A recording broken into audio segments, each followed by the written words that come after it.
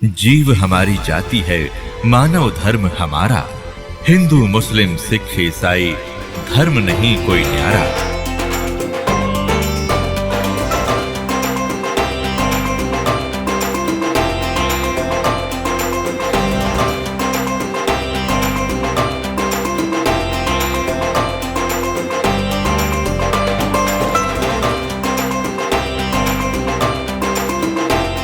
अपने आत्मा परमात्मा ये कहा करते कि उन्होंने ये नहीं कहा कि ये हमारे ब्रह्मा विष्णु महेश तुम्हारे दुश्मन नहीं बताए, ये अपने भाई बहन हैं और काल का फंस गई अच्छी आत्माएं हैं। इनको बना दिया यहाँ का चौधरी, इनकी मृत्यु होगी जब इनको गधे बना कर छोड़ देगा और नई तैयार कर लेगा। आप मत, ये तो हमारा दुरुपयोग कर रहा है। और दुर्भाग्य उन देवताओं का, ब्रह्मा विष्णु महेश का, जो आज स्वर्ग में बैठे हैं, उनके हाथ से ये प्राइम टाइम निकल गया इनका, जो आज आपको प्राप्त हो रहा है। ये समय है।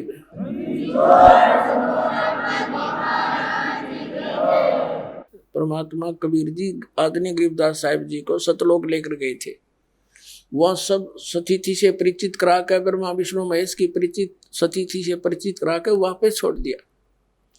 उसके बाद उन्होंने कहा था, तीनों देवा कमल दल बसे, ये ब्रह्मा विष्णु महेश, प्रथम इनकी वंदना फिर सुन सतगुरु उपदेश। उन्होंने कहा था कि ब्रह्मा विष्णु ये तीनों देवा कमल दल में बसते, हमारे कमलों में, इन दलों में अंदर रहते हैं। और प्रथम इनकी वंदना, ये मंत्र जो करते हैं, इनकी साधना करते हैं। और फिर सुन सतगुरु उपदेश, सतगुरु के ज्ञान को सुनो और उसका पूरा कंप्लीट कोर्स लो, तब ये बात बनेगी। अब ब्रह्मा विष्णु महेश हमारे कोई दुश्मन नहीं है। कई कहते हैं कि आपके गुरु जी तो ब्रह्मा विष्णु महेश को छुड़वाते हैं। ब्रह्मा विष्णु महेश को हम छुड़वा सकते हैं? हम कोई बालक हैं? अब जैसे ऊर्ध्व मूलम अधः शाखम, ऊपर को जड़ वाला, नीचे को तीनों गुण रूपी शाखा वाला, उल्टा लटका हुआ संसार रूपी वृक्ष है। अब इसमें क्या है? ऊपर को जड़ता पूर्ण परमात्मा, नीचे को तीनों गुण रूपी संसार रूपी वृक्ष की शाखा है।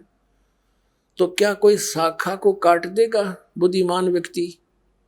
पेड़ की शाखा को कोई काटने की कहेगा कि इसको तो फेंक दो काट के, फिर लटका के करेंगे बाकी का हम? परमात्मा कहा करते कि जैसे कोई हमने भक्ति रूपी पौधा बीजना है और हम नर्सरी से कोई पौधा लाए, कैसे बीजेंगे? उसको गड्ढा खोदेंगे और उस गड्ढे में उसको जड़ों की तरफ से दबाकर मिट्टी में, फिर उस जड़ों की मूल की सिंचाई करेंगे। तो मूल की यानी जड़ की पूजा करेंगे हम, तो वो पौधा पेड़ बनेगा, उसकी टहनियाँ बड़ी बड़ी हो जाएंगी, तीनों गुण रूपी शाखा। तो उन शाखाओं का फल लगेगा और फल के लिए हम सारा प्रोसेस अपना कर रहे हैं, फल प्राप्ति के लिए हम कर रहे हैं। तो वो हमने तोड़ने नहीं होते, हमने ऐसे करना है, अपनी way of worship according to the spiritual करना है, शास्त्रों के अनुसार करना। देखना, ये समझ लो हम एक पौधा लाए तो ये है बुद्धिमता। जड़ों को गमले में यानी मिट्टी में डाला, दबा दिया और पूजा शुरू कर दी, सिंचाई। ये जड़ कबीर परमात्मा है इस संसार रूपी वृक्ष की। अब ये हमने जड़ों को पूजना है, इन ब्रह्मा विष्णु महेश की पूजा नहीं कर। हम क्या कर रहे हैं? ऐसे कर रहे हैं।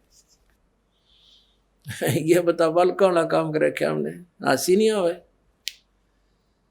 हम ऐसी पूजा कर रहे हैं, उल्टा काम कर लिया हमने। ब्रह्मा विष्णु महेश को हम इष्ट रूप में पूज रहे हैं, गमले में ला दिए ब्रह्मा विष्णु महेश और ये पूजा कर रहे हैं। तो कोई क्या कहेगा? समझदार व्यक्ति ने घर सीधा कर ले इसने, और वो लड़े, हट जा दूर, खबरदार तूने क्या कर दिया। अब देखो, जड़ छोड़ दी हमने, अब जड़ ऊपर रहेगी तो पौधा, भक्ति रूपी पौधा सूख गया, ये यूजलेस है, ये शास्त्र विधि को त्याग कर शास्त्र विरुद्ध साधना है, ये उल्टा लट बीजा हुआ भक्ति रूपी पौधा। और हमने ऐसे करने को कहा, तो इसमें इसकी पूजा करेंगे भगवान कबीर साहब की, फिर हमारे शास्त्र अनुकूल कर्म बनेंगे। शास्त्र अनुकूल संस्कार होने से ये फल ब्रह्मा विष्णु महेश ने देना हमारे को, क्योंकि यहाँ के ये प्रधान है, इबिन का फल लगेंगे। अब इसका प्रमाण देते हैं। अपने आत्मा परमात्मा ये कहा करते, तुम साधना ठीक करो और फिर अब आपको लाभ होगा पूरा। अब तुम साधना कर रहे हो उनकी जो आपको कुछ दे ही नहीं सकते। अब जैसे आप किसी फैक्ट्री मालिक की नौकरी कर रहे हो, तो नौकरी उसकी कर रहे हो, आपकी हाजिरी लगकर तनख्वाह बनकर कैशियर के पास आती है, अकाउंटेंट के पास आती है। अब तनख्वाह तो देंगे अकाउंटेंट और वो कैशियर, लेकिन वो देंगे आपका वर्क डन, और वो भी उस मालिक की मजदूरी करोगे। तो यदि उस आप लागे अकाउंटेंट और कैशियर की जूते साफ कर, उसकी प्लेट धोना, वह नौकरी दी छोड़ आपने, वो खा के देंगे आपको, लोग भाज्य तो चाह बिना प्याओ टाइम पे। तो इसी प्रकार हमने पूजा तो करनी है, मजदूरी तो करनी, इष्ट रूप में तो पूजना परमपिता को, कबीर साहब को, और फिर उससे बनेंगे हमारे शास्त्र अनुकूल जितने भी शुभ संस्कार फिर देंगे। यही यहाँ पर जब तक आप यहाँ रहोगे तो यहाँ के ये प्रधान है, इन्होंने हमारा वर्क डन देना है। जैसा कर्म करेगा फल देगा भगवान, इनका ये आखिरी विधान था। तो ये भगवान तो वर्क डन ही दे सकते, इसमें ऐड नहीं कर सकते। और फैक्ट्री मालिक बनवाने के रखे दे दे तोहफे में, यानी परमात्मा हमारे मालिक हैं, मालिक तो कुछ भी दे सकता है। अब और थोड़ा सिखा दिखाते हैं, क्योंकि कंसेप्ट इससे जुड़ा हुआ है। इसी गीता जी अध्याय नंबर 3 के, ये श्रीमद् भगवद गीता अध्याय नंबर 3 के आपको दिखाते हैं, श्लोक 10 से लेकर 15। ये देखिएगा, श्रीमद् भगवद गीता अध्याय नंबर 3 के और श्लोक नंबर 10।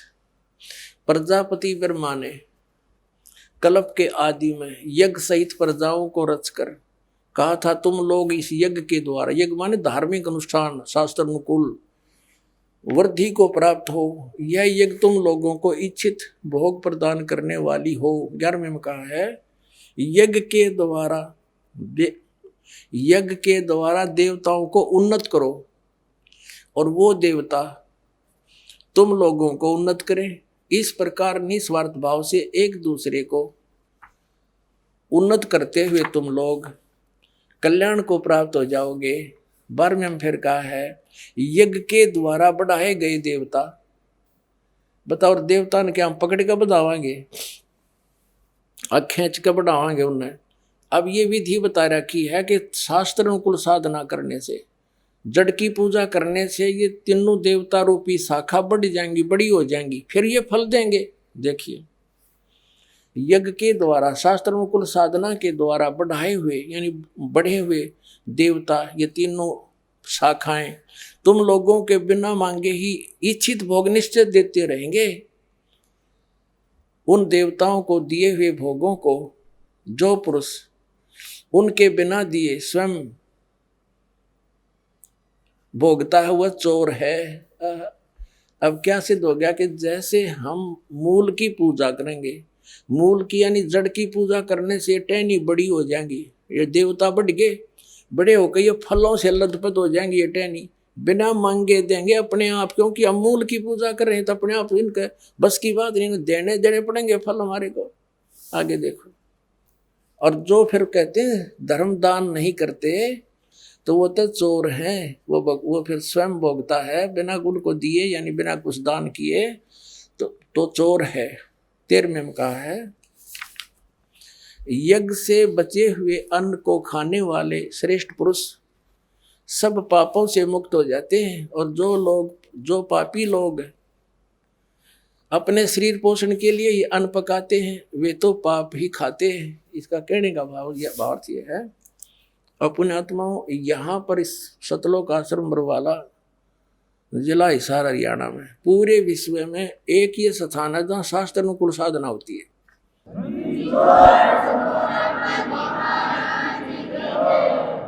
अब ये क्या बता रहे हैं, यज्ञ से बचे हुए अन्न को खाने वाले श्रेष्ठ पुरुष संत, संत यानी अच्छी आत्मा, तो सब पापों से मुक्त हो जाते हैं। हम सबसे पहले परमात्मा का भोग निकालते हैं, भोजन का भी, हलवे का प्रसाद बनकर आता है वो भी, उसको भगवान के भोग लगाकर फिर शेष अन्न को वितरित किया जाता है।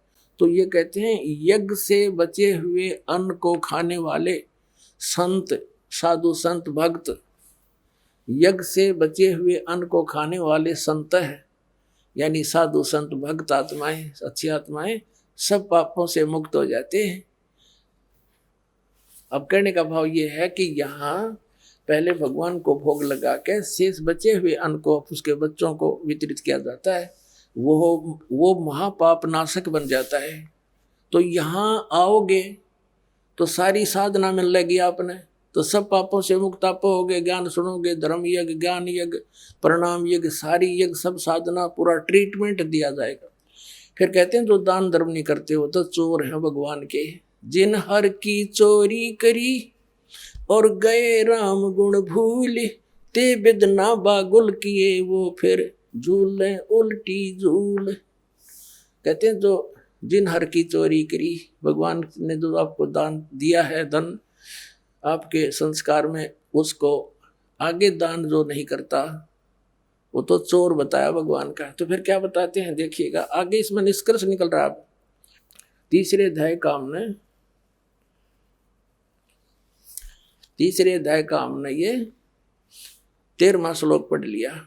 यज्ञ से बचे हुए अन्न को खाने वाले श्रेष्ठ संत, संत माने आप अच्छी आत्माएं, पाप से मुक्त, सब पापों से मुक्त हो जाते हैं। और जो पापी लोग अपना केवल कमाया और खाया वहीं तक सीमित हैं, वो तो पाप को खाते हैं। अब 14 और 15 में एक निर्णायक ज्ञान दे दिया। पहले इनका अनुवाद पढ़ाएंगे इंजीनियरों का, फिर समझ में आएगा। संपूर्ण प्राणी अन्न से उत्पन्न होते हैं। अन्न की उत्पत्ति वृष्टि से होती है, वृष्टि यज्ञ से होती है, और यज्ञ शास्त्र, इसका अर्थ है शास्त्र अनुकूल कर्मों से जो होता है वो विहित कर्मों से उत्पन्न होने वाले हैं, यज्ञ यानी धार्मिक अनुष्ठान। और कर्म समुदाय को तो ब्रह्मो उद्भवम, इन्होंने ब्रह्म का अर्थ वेद कर दिया है। कोई बात हुई, ब्रह्म का अर्थ वेद कर दिया। ये लिखना था कि देखो हम यहाँ पर आए इस काल के लोक में, तो हमने कर्म करके ही मिलेगा, ना कति नहीं मिले। तो कहते हैं ये कर्म लगाए ब्रह्म ने बनाया विधान यहाँ का, और ब्रह्म की उत्पत्ति हुई परम अक्षर ब्रह्म से, उस परमात्मा से, सच्चिदानंद घन ब्रह्म से। इसका अर्थ तो ये है, लेकिन इन अज्ञानियों ने कुछ ज्ञान तो था नहीं, सारे उल्टे अडंगे अड़ा दिए। ये देखिएगा, कर्म समुदाय को तू वेद से उत्पन्न नहीं, ब्रह्म से उत्पन्न हुए, और ब्रह्म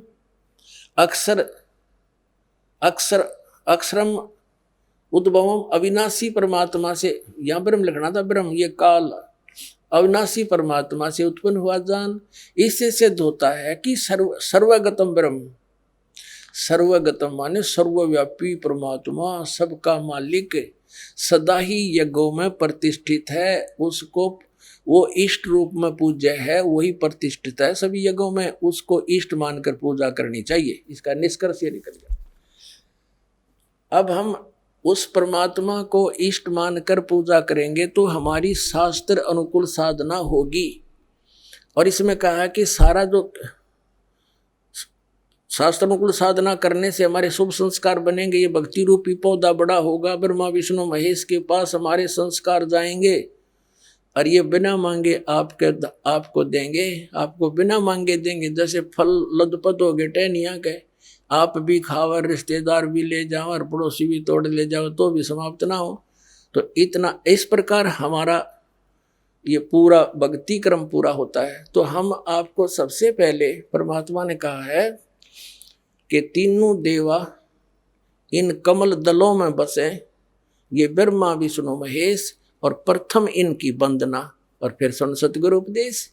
तो हम इनकी पूजा नहीं कर रहे, हम किसी का किराया दे रहे हैं, जैसे हम टैक्स भर रहे हैं बिजली का, हम बिल भर रहे हैं इसका टेलीफोन का, वो पूजा थोड़ी कर रहे हैं, वो तो हम उनको दे रहे हैं, तो हमें हमारी सुविधाएं जारी रखेंगे, नहीं देंगे तो कनेक्शन काट देंगे। तो हम शास्त्र अनुकूल साधना कंप्लीट कोर्स ना करके अपनी अपनी डफली पीट रहे हैं।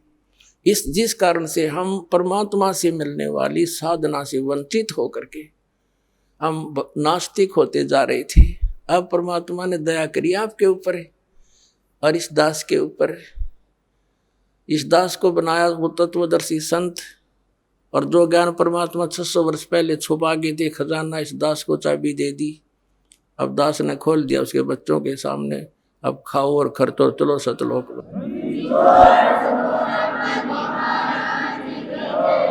आप सुन रहे थे जगत गुरु तत्वदर्शी संत रामपाल जी महाराज जी के मंगल प्रवचन। अधिक जानकारी के लिए विजिट कीजिए हमारी वेबसाइट www.jagatgururampalji.org। संत रामपाल जी महाराज जी के शुभ आशीर्वाद से पूरे विश्व भर में 500 से भी ज्यादा नाम दीक्षा केंद्र हैं, जिन पर संत रामपाल जी महाराज जी द्वारा ऑनलाइन निशुल्क नाम दीक्षा दी जा रही है। अपने नजदीकी नाम दीक्षा केंद्र का पता करने के लिए संपर्क करें 8222880541।